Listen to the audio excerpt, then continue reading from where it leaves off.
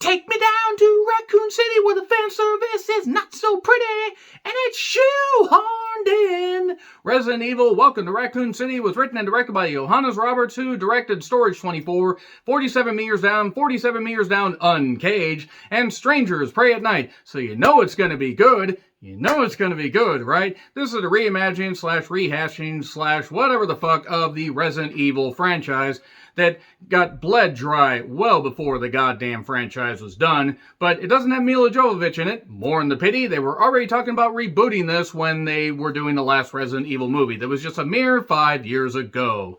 And this takes place in 1998. It's a hodgepodge of the Resident Evil game, Resident Evil 2, Resident Evil 3, and even a few aspects of Resident Evil 4. Everybody get on the floor and do the fucking dinosaur.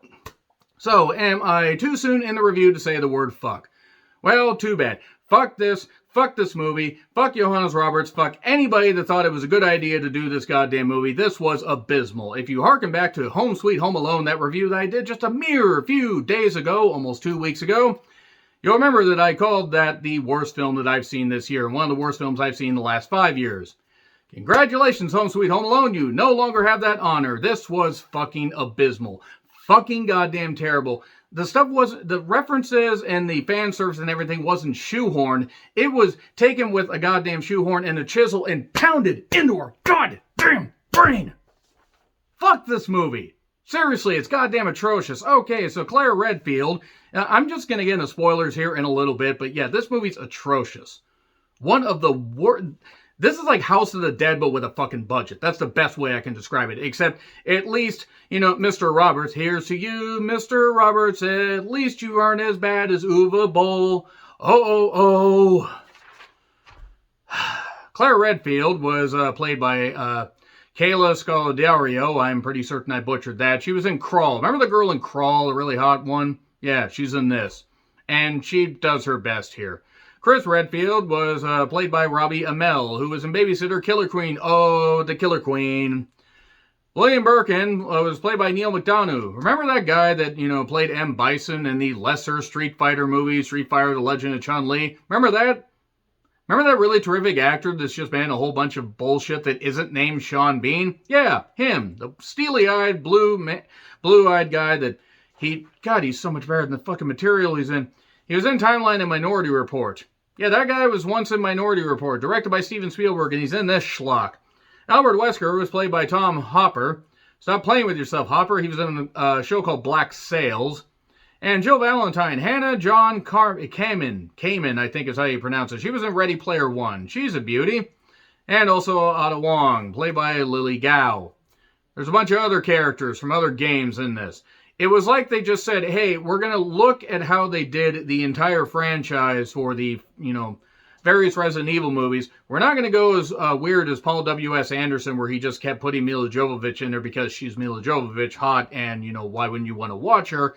But it got to the point where the franchise is bled dry. They're just going to take a whole bunch of aspects. Humans have to beat them together and say, here, take it. Take it. Why aren't you taking this? Why do you hate this movie? Oh, because it's dog shit. The writing's terrible. The acting's fucking terrible. And that's not even the actor's fault. But so much of this dialogue, at least 50% of it seemed dubbed in. It seemed like dubbed in afterwards. Because it's like people would say, fuck, but it didn't quite match. The pitch didn't quite match.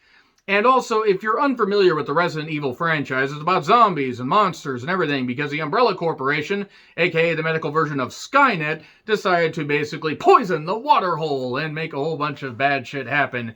And then, it just got to the point where the Umbrella Corporation got bled dry and they decided to just keep creating villains, just churn them off a goddamn conveyor belt, out of a factory. It's like Smithy in Super Mario RPG.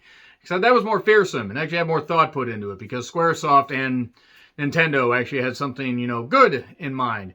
As opposed to this. I fucking hated this. The biggest goddamn atrocity I've seen in a while. And, So pretty much from the very beginning, they were doing a whole bunch of like graphical tribute stuff. It's like they were doing the credits like it was like, you know, the mid-90s or the later 90s. And they were doing the text stuff where it's like, oh, the Umbrella Corporation, this kind of stuff. Raccoon City is all but abandoned except for a few people that are going to get out and those too poor to leave. And the town literally, I think, has maybe 20 people in it. 20 maybe, well, actually that's unfair. I think maybe like 100. They hired a bunch of extras. That they couldn't afford to put makeup on, so they said, hey, just look brain dead. You know, like the people that put this fucking movie together. Can you tell I hate it? Can you fucking tell I hate it? Goddamn atrocious. Screen Gems should be embarrassed that they put this shit out. So anyway, yeah, Raccoon City. So Claire Redfield finally, takes a tanker truck there, and because she's trying to find her brother Chris. If you played the games, you'll get it. And her and this trucker, he ends up accidentally hitting somebody. It turns out to be a zombie, and of course, blood's on the road. So a dog ends up licking it. Gee, I wonder what's going to happen there. They basically just, again, fan service the fuck out of this, but without doing it well. The only difference between this and House of the Dead is, besides Uwe Boll having nothing to do with it, fucking thank God, it cost about 3 times as much. Here's the thing, though. That movie somehow cost $12 million. This cost $40 million, and it didn't even look like it cost $20. It looked cheap. It looked ridiculous. Leon was in this, and various other characters. It was the biggest aspects of the first Resident Evil game with the mansion, and the second one with Leon Kennedy, in the police station.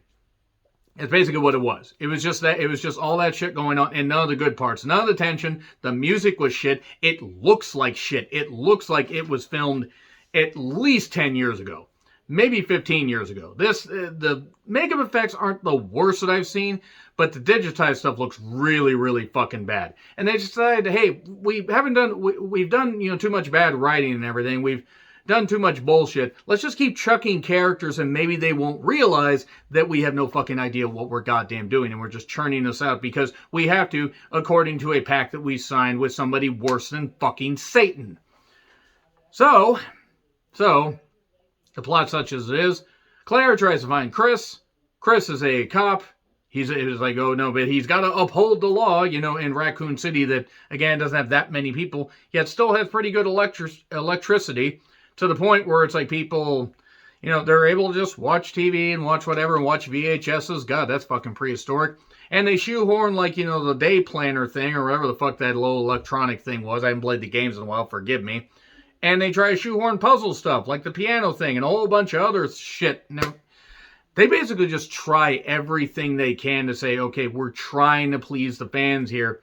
You can just play the games. You feel like you should be operating them with a fucking controller. Just the problem is they keep making dumb mistakes. And it gets to the point where it's like, okay, all these characters are here and they don't really have any chemistry. They're just here and then they're getting eaten. Or here these characters are getting eaten and we think these are zombies, but we can't tell because we can't really afford to stretch the makeup budget that far. And also they work the Jill Sandwich line in about as well as a screwdriver to the fucking noggin. So, welcome to Raccoon City, everybody. Enjoy your stay. Welcome back, my friends, to the franchise that never ends. Yeah, so basically it ends up wrapping up with the possible hint of a sequel. Maybe, maybe not. You will have to find out in spoilers. This movie's ass. One of the worst things. It's the worst thing I've seen this year. One of the worst zombie movies that I've seen in many, many years. It's not as bad as Children of the Living Dead, but it's still pretty goddamn shit. This is right about on par with House of the Dead. Because House of the Dead took a gaming franchise and basically made it bullshit. They should have known better by this point. This was phoned in, crap. The writing and everything about this. The characters didn't even seem like they, knew how to interact with. None of the people knew how to act like humans. The zombies seemed to act more human than anybody else. And the monsters and everything, they weren't scary. It was like, oh, this is happening. Oh, wow, okay. Ooh, that kid, and they're dead. Oh, and they're gone. And they're gone. And that's the movie of Resident Evil. Welcome to Raccoon City. Hooray. I'm going to get into spoilers. Fuck this movie. Anyway, spoilers. Okay, so Claire tries to find Chris. Claire is this badass, and Leon's this bumbling idiot that becomes a badass a little bit later. And also there's Neil McDonough, however the fuck you pronounce his goddamn name. I don't fucking care at this point. He's a doctor. Doctor, give me the news. We've got a bad case of drugging you. You're going to turn yourself into a weird creature with a bunch of eyes in your shoulder. Also, they have flashbacks with Claire doing, having visions and everything of this person that is haunting her. But it turns out to actually be this good person in this orphanage. And it's in the Umbrella Orphanage.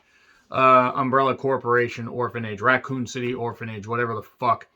And there's all the Umbrella, messages and everything. Umbrella, it's a shield in the storm and everything, protection in the storm. Again, hammered into your head and shoehorned in like a chisel into your skull. So she has all these flashbacks, and then we go into the present day. And the dog ends up, by the way, licking that, the dog I referenced earlier ends up licking that stuff and ends up biting the guy. That's the only zombie dog we see in the entire movie. The only zombie dog. One. And the truck driver also apparently is a better driver than most truck drivers I've seen, because even when zombie infected, he only crashes his car conveniently in front of the police station where Leon is listening to Crush. I forget the name of the goddamn woman that sung it. At least they got the songs correct as far as 90s and everything. But they had Four Non-Blondes, What's Going On. This movie is shit. I cannot get over how shit this was. Every scene was agonizing. There was terrible cinematography. At one point, they must have ran out of a lighting budget, and they were just having Chris shoot in the mansion. And they were cut out. Okay, we're just going to assume he's shooting zombies. We don't know. We don't care. Idiots like me will pay to goddamn watch this, and Resident Evil fans won't care. Except Resident Evil fans will likely pick this fucking thing apart. They were never known for their great writing. I mean, again, the Jill sandwich thing. Oh, too bad. It's Jill's sandwich now. Basically, the bottom line is with this movie is Chris and Claire have to band together. Wesker betrays people and then gets trapped in this, gets shot, so he dies, and then Ada Wong ends up reviving him, and he can't see until he puts the sunglasses on. So, now he can suddenly see. He can wear his sunglasses even at night, so he can keep track of the visions in somebody else's eyes, his eyes. I don't care. Chris and Claire end up, and Leon and Jill end up, coming to the rescue or surviving or whatever. There's a kid that's also there that was Neil McDonough's daughter, and also there's a liquor at one point. Then there's the super liquor. Liquor in the front, Leon in the back. There was a lot of, just characters that they just threw out. There was a police chief that did really stupid shit. You couldn't even tell what the fuck was going on during most of these scenes, because they were either too foggy, like Silent Hill, or they were hodgepodge and cut like crazy. Not like Alone in the Dark, but still cut pretty goddamn badly. Everything from a technical standpoint was just dog shit. This was just a dog shit movie with no substance, no style, no nothing. I understand trying to have fun with it, but they played this strictly for goddamn, they played this so serious most of the time that when they tried to do comedy, like with Leon, but being a bumbling idiot, it didn't work. The actor didn't even look comfortable doing it.